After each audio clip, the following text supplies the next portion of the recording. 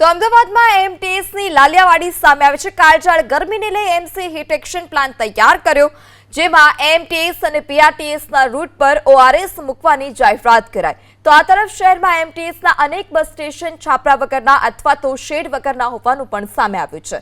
એટલું જ નહીં, એક પોલ પર બસ સ્ટેશન બનાવી દેવામાં પણ આવ્યો હતો અને જેને કારણે એમટીએસની લાલિયાવાડી ક્ષતિ થઈ. બપોરના સમયે એક બસથી બીજી બસ વચ્ચેનો સમય ઓછો કરવાની પણ જાહેરાત કરાઈ. તેમ છતાં એક બસથી બીજી બસ વચ્ચે 11 મિનિટનો સમય લાગે છે. પરિણામે છાપરા ન હોવાથી મુસાફરો પણ પોતાના રૂટની એમટીએસની જે મુસાફરી કરતા ખચકાય છે. એમટીએસ કમિટી ચેરમેન ધરમસિંહ દેસાઈએ સ્વીકાર કર્યો કે આ મુદ્દે અનેક મુસાફરોની ફરિયાદ મળી છે.